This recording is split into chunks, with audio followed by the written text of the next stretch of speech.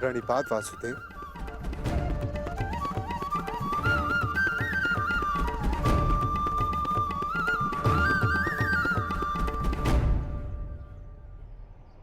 आप यहां वासुदेव?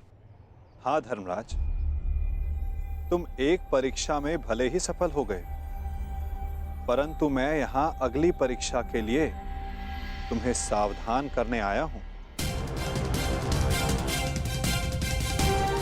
कैसी परीक्षा माधव? अज्ञातवास की परीक्षा अर्जुन, जो सरल नहीं होगी। क्या उसके विषय में कुछ सोचा है? जैसे वनवास कट गया वैसे ही अज्ञातवास भी कट जाएगा माधव। नहीं युधिष्ठिर, मनुष्य को अपनी कठिनाइयों से निकलने के विषय में पहले सोच लेना चाहिए, क्योंकि कठिनाइयों का लाभ उठाने के विषय में उसके शत्रु पहले सोच लेते हैं। असंभव! कैसे हो सकता है ये? पांडव बचकर कैसे निकल गए?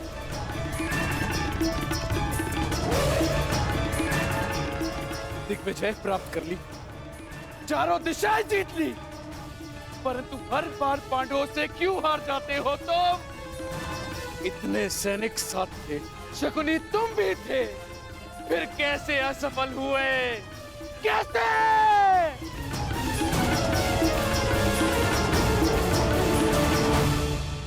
रुष्ट ना होइए महाराज, हम असफल नहीं हुए हैं, क्योंकि पांडवों का अज्ञातवास भंग हो चुका है।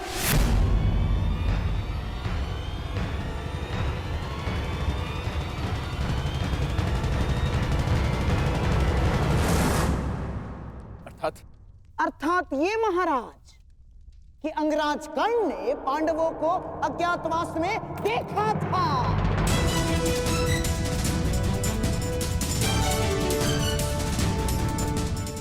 इसीलिए नीति अनुसार पांडवों का अज्ञातवास भंग हो चुका है।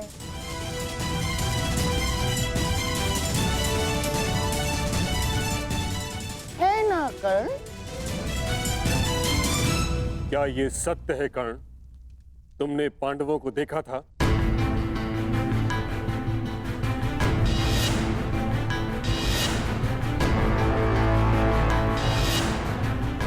जानता हूं पुत्र, तुमने अवश्य पांडवों को देखा है, परंतु अब समय है कि उनके विरुद्ध एक और अधर्म को होने से रोका जा सके। उत्तर दो कर्ण, क्या तुमने पांडवों को देखा था? जी, देखा था।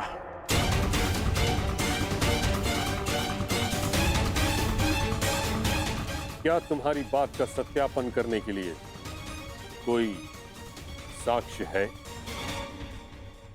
नहीं। ऐसा क्यों?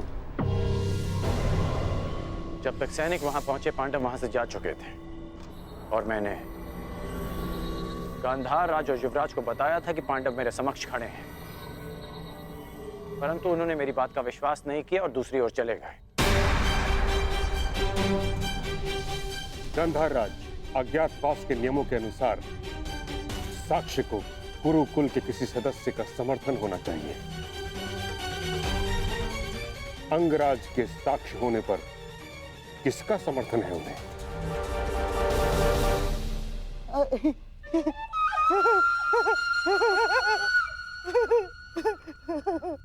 अंगराज कर्ण की बात पर कौन अविश्वास कर सकता है महामहिम? और उनके साक्ष्य होने पर स्वयं कुरुवंश के सम्राट दुर्योधन का समर्थन भी है? हाँ, मुझे अपने मित्र कर्ण के ऊपर पूर्ण विश्वास है।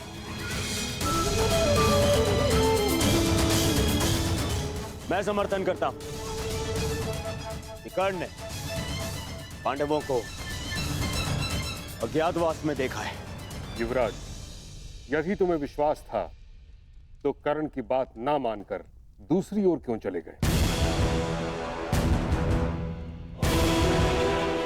और आप गांधार राज, यदि आपको कर्ण की बातों पर विश्वास था तो आप उसके पास क्यों नहीं गए? इसका अर्थ यह है कि आपको कर्ण पर विश्वास नहीं था, अर्थात अज्ञातवास भंग नहीं हुआ।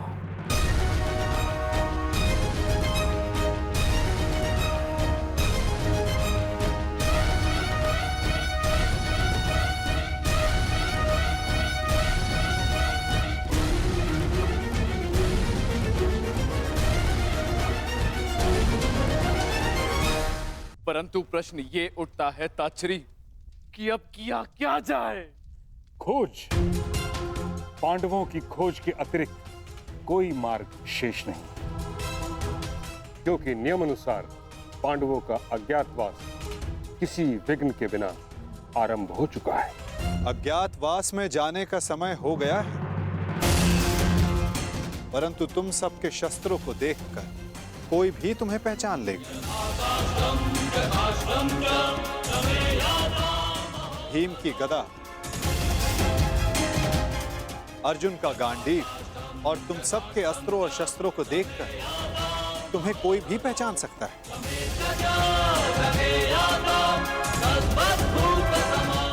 इसीलिए जाने से पूर्व इन्हें छिपा देना आवश्यक है। परंतु कहां माधव?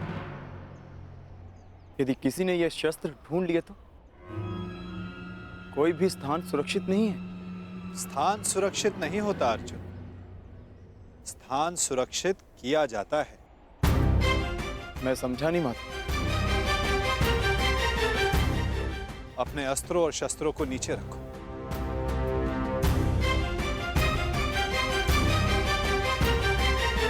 सखी, इस वृक्ष के पीछे श्वेत वस्त्र रखे हैं, उन्हें यहां लेकर आ जाओ। जी।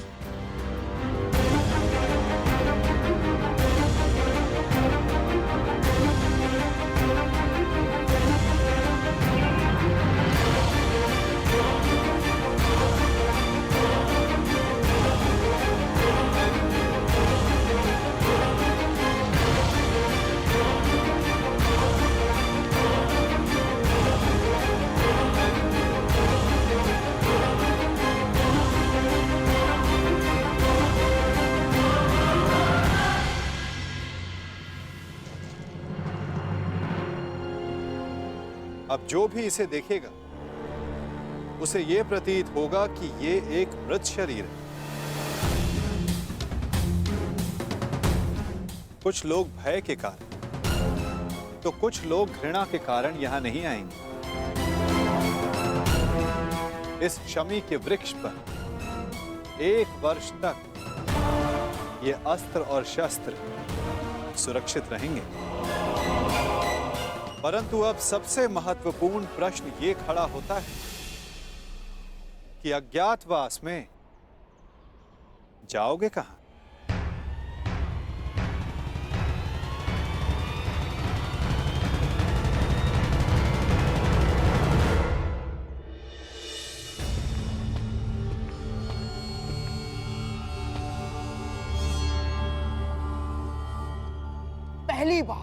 पहली बार किसी ने भरी सभा में शकुनी को मूर्ख सिद्ध किया है कर्ण,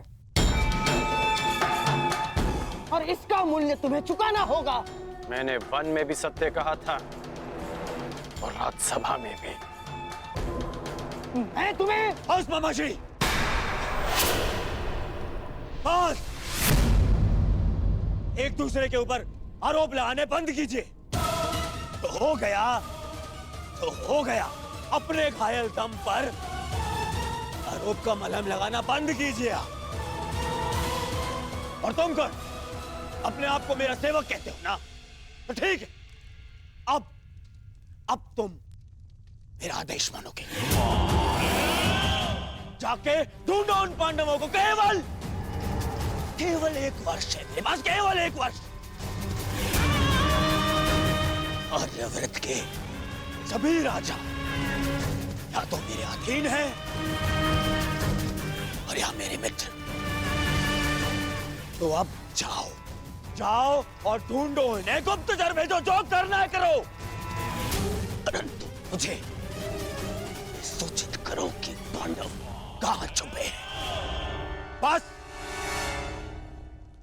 जिस आर्यव्रत पर विजय पाने के लिए 12 वर्ष लग गए दुर्योधन, 12 वर्ष, वहां 12 महीनों में पांडवों को कैसे ढूंढ पाओगे तुम?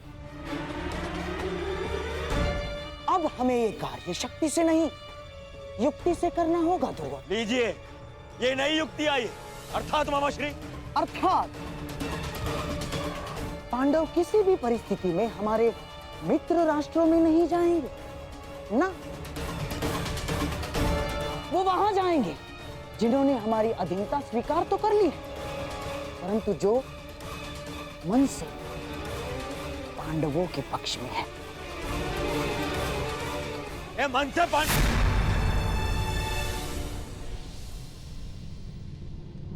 द्वारका। दुर्योधन को लगेगा कि तुम सब द्वारिका में छिपे हो, इसलिए वो अपने गुप्तचर द्वारिका और तुम्हारे मित्र राजाओं के यहाँ भेजेगा।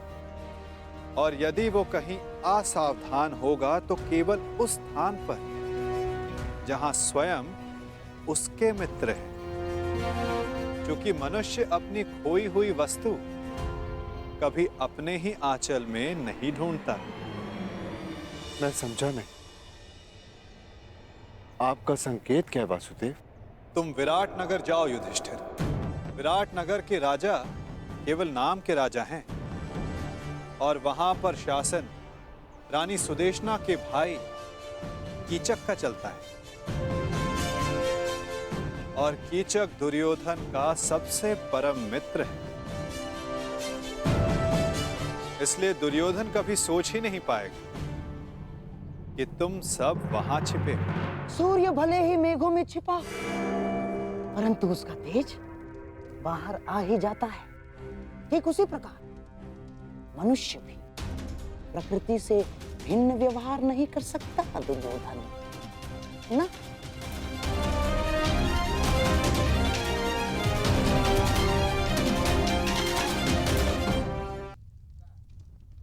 युधिष्ठिर धर्मराज है, इसलिए कहीं उपदेशक या मंत्री बना बैठा होगा।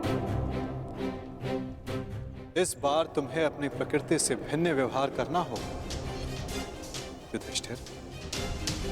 तुम कंक के नाम से राजा विराट से मिलोगे और तुम वो कार्य करोगे जो तुम जीवन में कभी नहीं करना चाहते।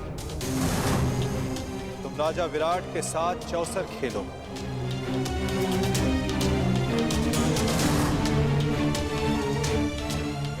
प्रणिपात, प्रणिपात महाराज। वृकोदर भीम के पेट की अग्नि बुझती नहीं, इसीलिए वो कहीं मिष्ठान्न के प्रतिष्ठान पर होगा। उसकी भूख स्वयं उसका पता बता देगी। तुम्हें अपनी भूख पर नियंत्रण रखना होगा भीम। तुम वल्लभ बनकर विराट की भोजनशाला में काम करोगे।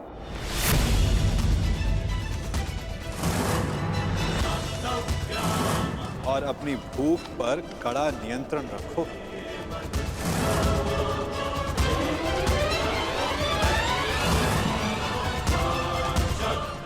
और अर्जुन,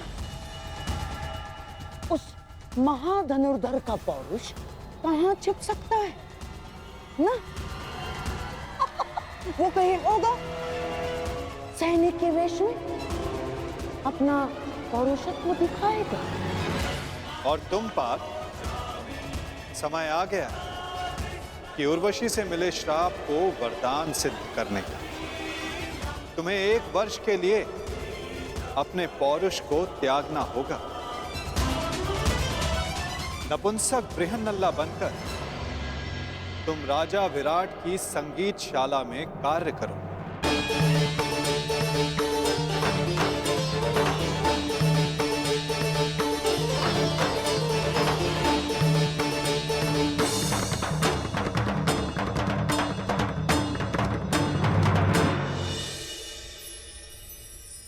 अति उत्तम बृहन्नला। क्या तुम हमारी पुत्री उत्तरा को संगीत और नृत्य की शिक्षा दोगी?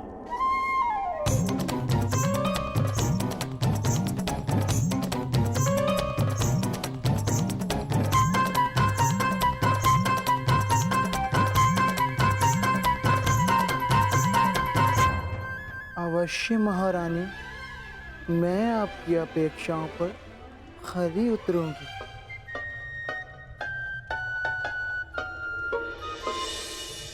नकुल सहदेव बेचारे कोमल सुंदर, उनसे परिश्रम नहीं होगा ना। इसीलिए किसी राज्य में सभासद बनकर बैठे होंगे। नकुल, सहदेव, तुम ग्रंथिक बनकर और तुम तंतिपाल बनकर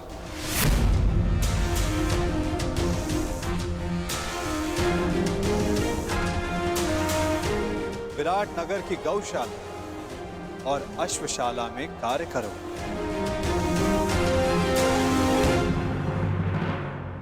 और सबसे अधिक वो पांचाली, उसका तेज, उसकी आंखों की ज्वाला कहां किसी से छुप सकती है दुर्योधन। और तुम सखी, तुम्हें अपना दर्प छिपाने के लिए सबके समक्ष घूंघट में रहना होगा। दासी सैरंधरी बन, जिसके पति गंधर्व, तुम रानी सुदेशना की रूप सज्जा का कार्य संभालो।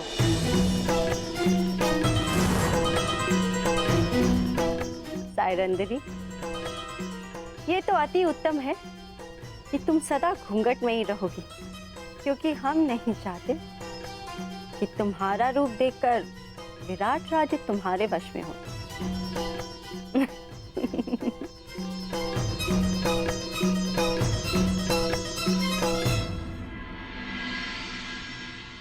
यदि मेरे सिखाए मार्ग पर चलोगे तो पांडवों को ढूंढना कठिन कार्य नहीं होगा।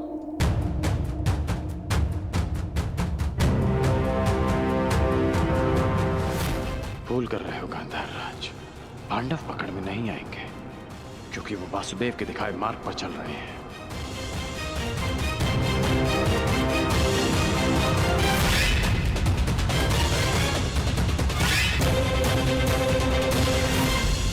कलिंग, कौशल, मगध, छेदी सभी राज्यों से हमारे गुप्तचर रिक्त हाथ लौट रहे हैं।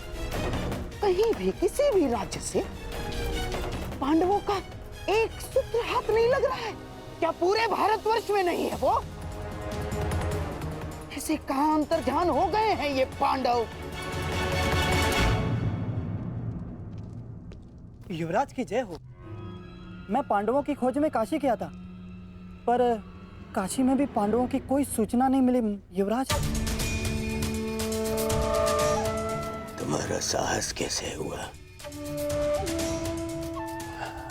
मेरे सामने आने का? कैसे साहस हुआ? कैसे साहस हुआ?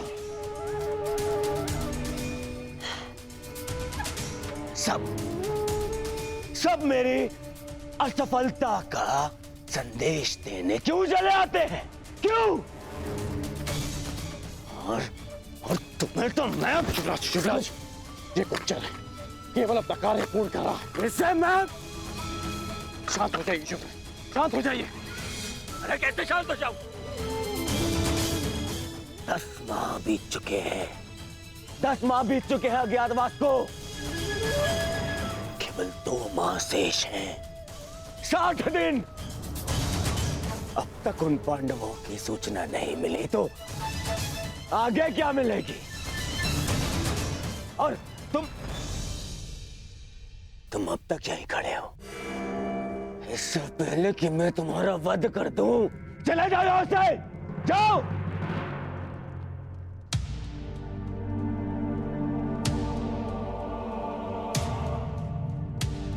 मेरी सफलता मुझसे दूर जा रही है।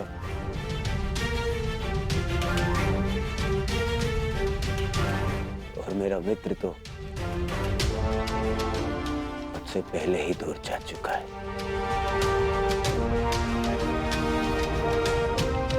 और सब कह रहे हैं कि शांत रहो, शांत हो जाओ, शांत हो जाओ। शांत होने की आवश्यकता है। कैसे?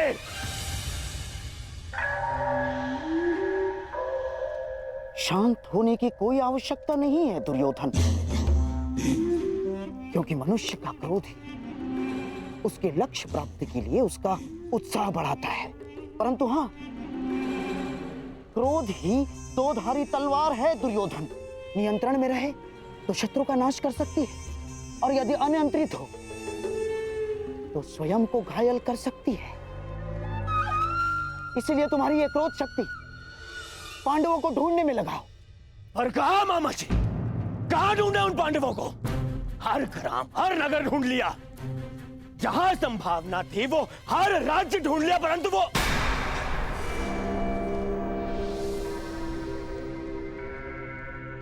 कहीं ऐसा तो नहीं कि हमें जहां ढूंढना चाहिए हमने वहां नहीं ढूंढा। हमारे किसी मित्र राज्य में। हाँ दुर्योधन, हर जगह तो नहीं ढूंढा है हमने पांडवों को।